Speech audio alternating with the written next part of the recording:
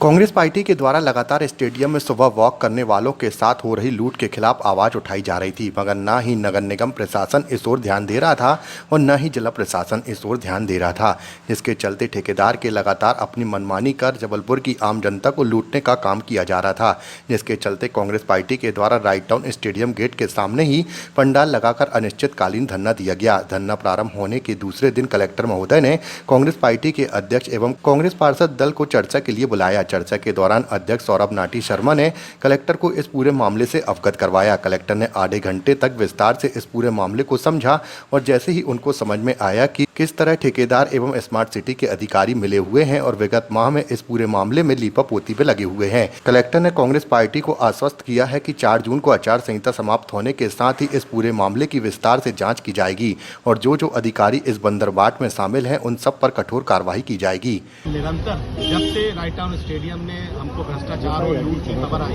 तब से हम लोग आंदोलनरत थे और हम लोगों ने जो पब्लिक से बातें आ रही थी कि जिस तरीके से वॉकर से पहले 1000 रुपये की अवैध वसूली करी गई, उसके बाद 354 रुपये की वसूली की गई, फिर उसके बाद 300 रुपये की वसूली करी गई। लेकिन जो ठेका का जो नियम है, जो टेंडर के नियम है, उसमें साफ तौर पे उल्लेख है कि वॉकर से सिर्फ 100 रुपये आप प्रति माह ले सकते हैं। हम लोग इसी बात को लेकर धरने पर थे। कल से अनिश्चितकालीन धरना हम लोगों ने दिया था कि जो आपकी ठेका शर्तों की जो शर्त है कि आप 100 रुपये से अधिक नहीं ले सकते, आप 100 रुपये लें। कल हम लोग गए वहाँ पर कि हम लोगों की 100 रुपये की रसीद काटी जाए और हमको वहाँ पर वॉकिंग करने दी जाए, तो पुलिस बल का सहारा लेके वहाँ पर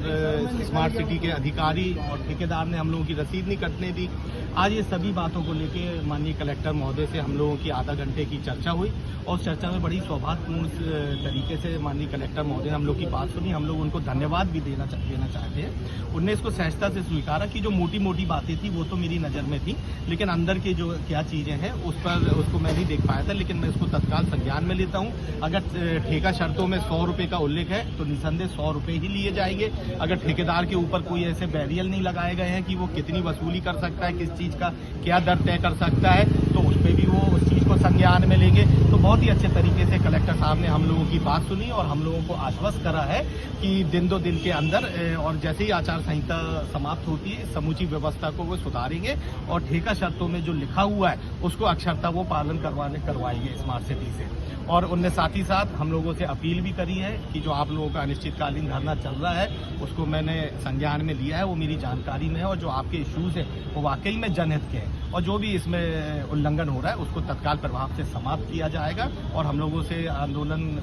धरना समाप्त करने की उन्होंने अपील करी है। तो शाम को 5:30 बजे हम लोग वहाँ पर जो वॉकर्स आते हैं, जो खिलाड़ी आते हैं, उनके समक्ष अपनी बातों को रख के आज धरना समाप्त करेंगे। मध्य प्रदेश की हर पल की ताजा खबरों व हमसे जुड़े रहने के लिए हमारे YouTube चैनल को लाइक व शेयर और सब्सक्राइब करें ताकि हम आपको हर खबर आप तक पहुंचा सकें। जुड़े रहने के लिए धन्यवाद।